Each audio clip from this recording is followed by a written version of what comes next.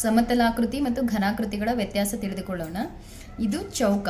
ಚೌಕ ಅಂದರೆ ಇದು ಚೌಕ ಸಮತಲಾಕೃತಿ. ಯಾಕೆ ಅಂತಂದರೆ ಇದಕ್ಕೆ ಎರಡೇ ಆಯಾಮಗಳಿರ್ತವೆ, ಒಂದು ಉದ್ದ ಮತ್ತು ಅಗಲ.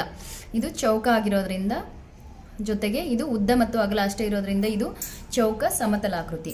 ಹಾಗೆ ಇದು ಬಂದು ಚೌಕ ಘನಾಕೃತಿ. ಯಾಕೆ ಅಂತಂದರೆ ಇದು ನೋಡೋದಕ್ಕೆ ಎರಡು ಆಕಾರಗಳು ಒಂದೇ ಥರ ಇದೆ, ಆದರೆ ಇದರ ಆಯಾಮಗಳಿವೆ, 3 ಆಯಾಮಗಳಿವೆ. ಅದು ಉದ್ದ, ಅಗಲ ಮತ್ತು ಎತ್ತರ.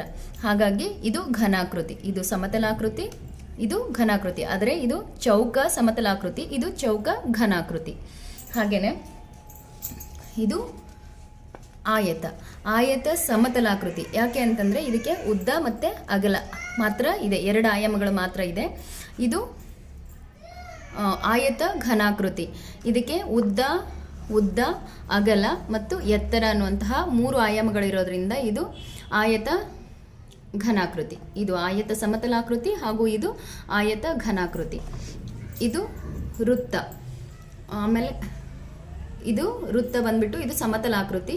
ಇನ್ನೊಂದು ಗೋಳ, ಅದು ವೃತ್ತದ ರೀತಿಯಲ್ಲಿ ಇರುವಂತಹ ಒಂದು ಘನಾಕೃತಿ. ಅದು ವಕ್ರ ಮೇಲ್ಮೈಯನ್ನು ಹೊಂದಿರುವ ಬಾಲ್, ಚೆಂಡು.